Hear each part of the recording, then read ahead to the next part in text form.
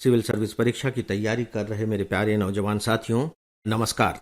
Friends, आज मैं आप सबसे पूर्वी भारत का विकास इस विषय पर बात करने जा रहा हूं। पूर्वी भारत का विकास, राइट। शुरुआत मैं एक प्रश्न से करता हूं। प्रश्न यह है कि इसे आप एग्जामिनेशन में पूछा गया एक प्रश्न समझ लें, या हो सकता है कि आप इंटरव्यू देने जा रहे हों और आप पूर्वी भारत के ही रहने वाले हों और वहां आपसे ये पूछ लिया जाए कि आप बताइए कि पूर्वी भारत का विकास किस तरीके से किया जा सकता है, राइट। तो फिलहाल चलिए हम इसे इस रूप में ले लेते हैं कि आपको 200 शब्दों में एक उत्तर लिखना है कि पूर्वी भारत का विकास कैसे किया जाए, या पूर्वी भारत का विकास इस विषय पर एक टिप्पणी लिखिए। यदि आप 1 साल से तैयारी कर रहे हैं तो आपको मेरे इस प्रश्न का उत्तर लिखने का प्रयास करना चाहिए। हाँ, यदि तैयारी करने का वक्त 1 साल से कम है फिर आप अभी कोशिश न करें, बाद में फिर कभी और दूसरे प्रश्न के साथ ऐसा देखेंगे। आप देखिए कि आप कितना लिख पाते हैं। प्रश्न तो आपको ज्यादा कठिन नहीं लग रहा होगा। पूर्वी भारत का विकास करेंगे क्या आप? देखिए, 2 तरीके हैं। पहला तो यह है कि आपके पास सही में अपनी बात को रखने के लिए तथ्य हैं, तब आप लिखेंगे।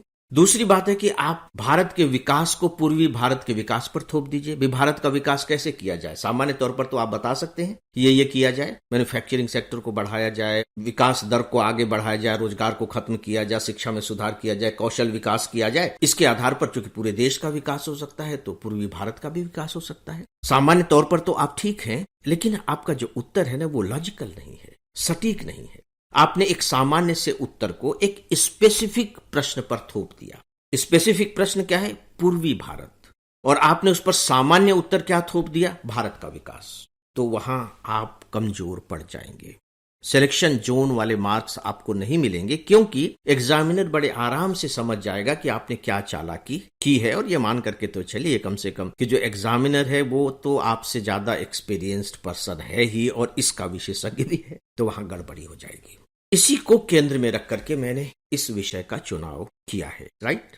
लेकिन आप एक बात फिर मुझसे पूछ सकते हैं कि सर, अभी तो कुछ ऐसी घटना घटी नहीं है कि आप इस प्रश्न पर बात करने जा रहे हैं। नहीं, एक महत्वपूर्ण खबर इसके बारे में है।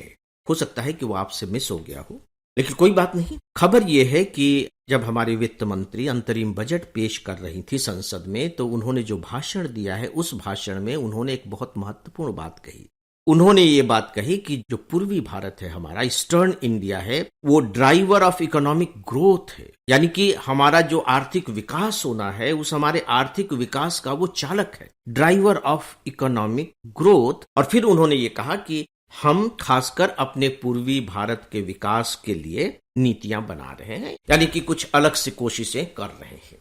तो क्या आपको नहीं लगता कि ये प्रश्न बहुत इंपॉर्टेंट हो जाता है? क्योंकि बजट के अंतर्गत पूर्वी भारत की इस तरह से बात करना अपने आप में महत्वपूर्ण है, राइट। तो अब आप उत्तर लिख रहे हैं या नहीं लिख रहे हैं, यह निर्णय मैं आपके ऊपर छोड़ता हूं। कैसे लिखना चाहिए, कैसे आप अपनी बात को तार्किक रूप से रख सकेंगे, अब इस पर मैं आ रहा हूं। एक काम जो मैं आपको होमवर्क के रूप में दे रहा हूं, और इसके लिए मैं आपसे माफी भी मांगना चाहूंगा। माफी इसलिए मांगना चाहूंगा क्योंकि आप फिर से मुझसे कह सकते हैं कि सर फिर आपका क्या काम है, जब आप हम ही को सब काम करने के लिए सौंप रहे हैं तो फिर हम आपको क्यों सुने। नहीं, मेरा यह मानना है कि अगर मुझे आपको सिविल सर्विस में सेलेक्ट होने के लायक बनाना है, एस्पिरेंट बने रहने देना है तो बात अलग है, लेकिन अगर मुझे आपको क्वालिफाई करने के लायक बनाना है तो मुझे आपको मछली पकड़नी सिखानी होगी, न कि मैं आपकी थाली में मछली परोस दूं।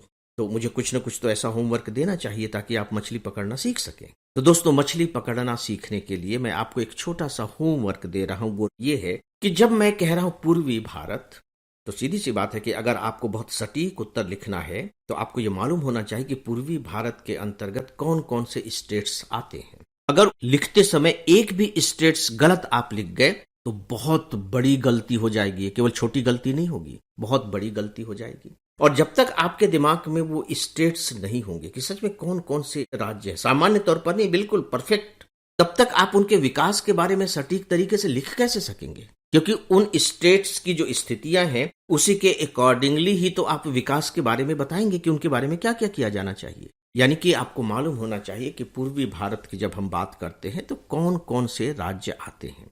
ये तो बात पूर्वी भारत के बारे में हुई। इसी तरह से आपको अखबारों में भी पढ़ने को मिलता होगा, भाषणों में भी सुनने को मिलता होगा, किताबों में भी आप पढ़ते होंगे, पश्चिमी भारत, उत्तर भारत, मध्य भारत, दक्षिण भारत, उत्तर पूर्व भारत, ये सब भी आप पढ़ते होंगे। तो क्या आप एग्जैक्ट बता सकते हैं स्टेट की, जब मैं मध्य भारत कह रहा हूं तो कौन कौन से राज्य इसके अंतर्गत आएंगे, जब मैं पश्चिमी भारत कह रहा हूं तो कौन कौन से राज्य आएंगे? हाँ, दो के बारे में जहां तक है ज्यादातर स्टूडेंट बता लेते हैं। दक्षिण भारत के बारे में आप बता लेते हैं और साथ ही साथ उत्तर पूर्व भारत के बारे में, नॉर्थ ईस्टर्न स्टेट के बारे में भी, चूंकि बहुत चर्चा होती रहती है, वहां की सिचुएशन थोड़ी सी डिफरेंट किस्म की है, तो उसके बारे में भी हम बता लेते हैं और नक्शे में वो अलग से दिखाई भी देता है। लेकिन बाकी के बारे में मैंने पाया है कि स्टूडेंट भ्रम में पड़ जाते हैं। जो बॉर्डर स्टेट्स थोड़े से होते हैं उनके बारे में गड़बड़ा जाते हैं। तो प्लीज होमवर्क ये है कि जो भी मैंने अभी जोन बताए, इन्हें जोन कहा जाता है या क्षेत्र कहा जाता है, इनकी बहुत अच्छी समझ आपके दिमाग में होनी चाहिए कि जब पश्चिम भारत कहा जा रहा है तो पश्चिम भारत के अंतर्गत हमारे कौन कौन से राज्य आते हैं। ज्योग्राफिकली मैं और भी बता सकता हूं, लेकिन उस पर मैं अभी नहीं जा रहा हूं कि तटीय क्षेत्र फलाने फलाने, उस पर मैं अभी नहीं जा रहा हूं। तो दोस्तों, ये कुछ पॉइंट्स थे शुरुआत करने से पहले। हो सकता है कि मेरी ये बातें आपको थोड़ी सी उबाऊ सी लग रही हों, लेकिन मैं जानता हूं कि आपके लिए ये बहुत जरूरी है। अब आइए हम बात करते हैं सीधे सीधे ईस्टर्न स्टेट के ऊपर। दोस्तों, जब ईस्टर्न स्टेट की बात की जा रही है तो उसमें 4 राज्य मुख्य रूप से आते हैं। हो सकता है आपने सोचा हो और आपने सही सोचा हो, बिहार और झारखंड। पहले ये दोनों एक ही थे, झारखंड अलग बनाया गया है बिहार को विभाजित करके। बिहार और झारखंड एक है उड़ीसा, और इसके बाद है वेस्ट बंगाल। ये 4 राज्य पूर्वी भारत में आते हैं, और वेस्ट बंगाल के बाद जब असम और आगे जब दूसरे राज्य शुरू होते हैं तो उसे हम फिर नॉर्थ ईस्ट स्टेट में शामिल करते हैं। ये हमारे पास 4 राज्य हैं। इन 4 राज्यों का जो सामूहिक चरित्र है आपके दिमाग में वो होना चाहिए, और फिर जो इनका एक्सक्लूसिव कैरेक्टर है वो भी आपके दिमाग में होना चाहिए। तब आप जब लिखेंगे तो आप बहुत ही परफेक्ट तरीके से लिखेंगे और आपका उत्तर इतना सॉलिड बनेगा कि फिर आपको मार्क्स कैसे नहीं मिलेंगे, मिलेंगे। और इतने मार्क्स मिलेंगे जिसको आप कह लीजिए कि बिल्कुल जैसे कि बारिश हो गई है, बादल फट गए हैं। अब आप देखिए इनकी प्रॉब्लम क्या है। इनकी एक बहुत बड़ी जो प्रॉब्लम है वो ये है कि इनका जो पर कैपिटा इनकम है, प्रति व्यक्ति आय, वो हमारा जो राष्ट्रीय आय है, औसत आय है, उसकी तुलना में 15 से 60% कम है। यानी कि पर कैपिटा इनकम कम है, यानी कि जो लेवल होगा, जीवन स्तर होगा, वो कम होगा। राइट। अगर आप एक डेटा देना चाहें तो कर्नाटक हमारे यहाँ का फास्टेस्ट ग्रोइंग स्टेट है, सबसे अच्छा स्टेट है कर्नाटक, जो बहुत तेजी के साथ आगे बढ़ रहा है। वहां की जो पर कैपिटा इनकम है उसकी तुलना में जो बिहार की पर कैपिटा इनकम है, बिहार के लोगों की आधे से भी कम है।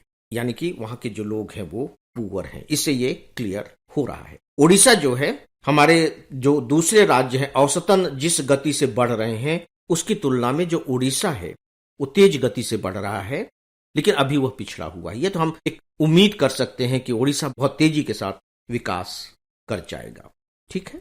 अब स्थिति क्या हो रही है? स्थिति ये हो रही है कि ये जो 4 राज्य हैं, इन 4 राज्यों में हमारे देश की लगभग 20% आबादी रहती है। मतलब हमारे देश के 20% लोग नेशनल एवरेज इनकम से भी कम में रह रहे हैं। तो ये हमारे लिए थोड़ी सी सोचने की बात है। और यदि हम 2 चीजें ध्यान में रखिए, यदि हम अपने देश की राष्ट्रीय आय को दुगना करना चाह रहे हैं, राष्ट्रीय आय, तो क्या हम इन 4 राज्यों की आय को इग्नोर करके ऐसा कर सकते हैं? नहीं कर सकते। और नतीजा यह होगा कि जब हम इनको आगे नहीं ले जाएंगे तो हमारा जो इंडेक्स है, आप देखते हैं ना कि भूख का इंडेक्स और जीवन स्तर का इंडेक्स, सूचकांक आते रहते हैं, तो हमारा वो इंडेक्स कैसे सुधरेगा? शायद इसी बात को ध्यान में रख करके सरकार ने अब घोषणा की है कि हमारे जो पूर्वी राज्य हैं उनके लिए एक विशेष नीतियां तैयार कर रहे हैं। हमारे लिए अब इसका इंपॉर्टेंस क्या है? नेशनल इंपॉर्टेंस आप देख चुके हैं। अब हम दूसरे तरफ से इसे देखने की कोशिश करते हैं। नक्शे में जब आप देखेंगे तो पाएंगे कि ये जो हमारे 4 राज्य हैं, ये 4 राज्य, उधर नॉर्थ ईस्ट से आप आगे बढ़ जाइए तो एशिया, जो हमारा साउथ ईस्ट एशिया और उधर का जो पूरा का पूरा हिस्सा है, उसका गेटवे है। अगर हमारे ये 4 राज्य विकसित हो जाते हैं, आप यूं कह लीजिए कि औद्योगिकीकरण इनका हो जाता है तेजी के साथ, तो हम वस्तुओं का उत्पादन वहां करने लगेंगे। और आपको मालूम है कि इन 4 राज्यों में लेबर पर्याप्त है, लेबर है, मैन्युफैक्चरिंग के लिए हमको लेबर मिल जाएंगे, और साथ ही साथ बाकायदे यहाँ रिसोर्सेज भी हैं। जैसे उड़ीसा और झारखंड, यहाँ पर रॉ मटेरियल बहुत है, खनिज पदार्थ बहुत है, उन पर आधारित उद्योग लगाए जा सकते हैं। यानी कि 4 राज्यों के लिए जो नीतियां बनेंगी वो अलग अलग तरीके से बनेंगी। उड़ीसा, झारखंड, यहाँ बहुत ज्यादा खनिज पदार्थ है, तो उन पर आधारित हम उद्योग लगाएंगे। जो वेस्ट बंगाल है वो सर्विसेज सेक्टर में बहुत अच्छा है, तो उस पर हम ध्यान देंगे। बिहार की जो समस्या है वो थोड़ी सी दूसरी तरह की है। एक तो वहां जो फास्ट ग्रोइंग जो पॉपुलेशन है उसको थोड़ा सा स्टेबलाइज करने की कोशिश करेंगे, और साथ ही साथ वहां सोशल सेक्टर में ज्यादा काम करने की जरूरत है। यानी कि वहां के एजुकेशन सिस्टम को, वहां के जो हेल्थ सिस्टम है उनको बेहतर बनाने की कोशिश करेंगे। यदि हमारे इन चारों राज्यों की स्थिति बेहतर हो जाती है, मैन्युफैक्चरिंग हब हमारे ये चार राज्य बन जाते हैं, तो आप सोचिए कि जो साउथ ईस्ट एशिया के देशों के साथ जो हमारा व्यापार है वो कितना ज्यादा बढ़ जाएगा, क्योंकि प्रोडक्शन कॉस्ट हमारी कम हो जाएगी। जो वस्तु हम बनाएंगे, ट्रांसपोर्टेशन कॉस्ट कम हो जाएगी। कल्पना करके देखिए कि हम इन राज्यों को, मान लीजिए कि कर्नाटक से बना हुआ सामान भेज रहे हैं और वहीं हम कलकत्ता से बना हुआ सामान भेज रहे हैं। दूरी कम हो जाएगी, ट्रांसपोर्ट चार्ज कम हो जाएगा। जब ट्रांसपोर्ट चार्ज कम हो जाएगा तो हमारी वस्तुएं सस्ती हो जाएंगी इंटरनेशनल मार्केट में। तो इस आधार पर जब आप अपना आंसर लिखेंगे तो अब आप खुद बताइए कि आपका आंसर वजनी होगा या नहीं होगा। मैंने आपको कुछ पॉइंट्स दिए हैं जिसे आप कहते हैं लॉजिकल आंसर देना, और दूसरा वह आंसर होगा जो आपने अपनी तरफ से लिखा होगा। दोस्तों, मेरी इन बातों पर आप प्लीज, थोड़ी सी बोरिंग सी हैं, उबाऊ सी भी हैं, रोचक नहीं है, बहुत ज्यादा इंटरेस्टिंग नहीं है, दिमाग को थोड़ी सी तकलीफ उठानी पड़ती है, और तकलीफ उठाना तो देखिए कौन पसंद करता है। लेकिन अगर आपको सिविल सर्वेंट बनना है तो ये तकलीफ तो उठानी पड़ेगी, इसमें मैं क्या कर सकता हूँ। तो दोस्तों, इस विषय के बारे में बस इतना ही, और इसी के साथ ही अब आज के इस डेली ऑडियो लेक्चर को यहीं समाप्त करता हूँ। नमस्कार।